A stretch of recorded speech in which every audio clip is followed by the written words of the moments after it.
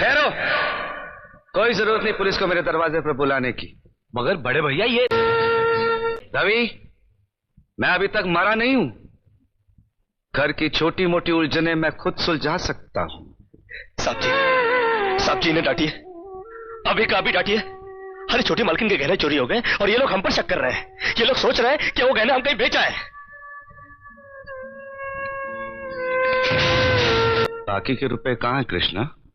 क्या क्या पूछा आपने साहब जी? मैं पूछ रहा हूं कि बाकी के रुपए कहां हैं? ये आप पूछ रहे हैं साहब जी अपने कृष्णा से? देखो कृष्णा, गलती हर इंसान से होती है। तुम मुझे सही सही बता दो कि गहने तुमने कहां बेचे, मैं तुम्हें कुछ नहीं कहूंगा।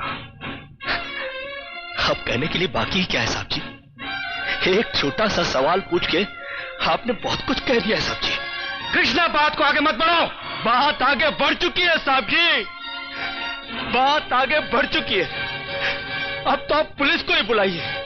वो जब हमें कुत्ते की तरह मार मार के हमसे पूछेगी ना, अब तो हम तभी बताएंगे कि हम गहने कहां बेच कर आए साहब जी। मत कहो मुझे साहब जी। इसी साहब जी की इज्जत आज तुमने मिट्टी में मिला दी।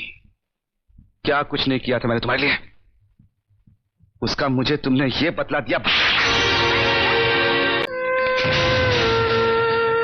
अरे भैया ये क्या? अरे हट जाओ ज्योति। जिस दिन मेरी फैक्ट्री जलकर राख हो गई थी और मैं बर्बाद हो गया था, मुझे उतना दुख नहीं हुआ था कृष्णा जितना आज हुआ जब तुमने इस घर में चोरी की है। साहब जी, बचपन में जब हमारे माँ बाप मर गए थे ना और हम अनाथ हो गए थे ना, तब भी हमें इतना दुख नहीं हुआ था जितना दुख हमें आज हुआ है जब आपने हमें चोर कहा साहब जी। आपने हमें चोर कैसे कहा साहब जी? और ज्यादा सफाई देने की जरूरत नहीं है। दूर हो जा, मेरी नजरों से दूर हो जा। निकल जा इस घर से। अरे इस घर से ही क्या, इस गांव को ही छोड़कर चले जाएंगे। अरे मुंह जनात का क्या है, काट लेंगे अपनी जिंदगी कहीं भी। इतने साल इस घर में बेफिक्री से ये समझकर काट लिए कि साहब जी का हाथ है हमारे सर पर। हमको क्या है परवाह किसी बात की, मगर नहीं, अब हम जान गए कि इस दुनिया में अनाथ का कोई नहीं होता। हम जा रहे हैं साहब जी और इस घर में कभी नहीं आएंगे अभी। निकल जा। दोबारा इस घर की दहलीज में कदम भी रखा तो मेरा मरा हुआ मुंह देखेगा तू।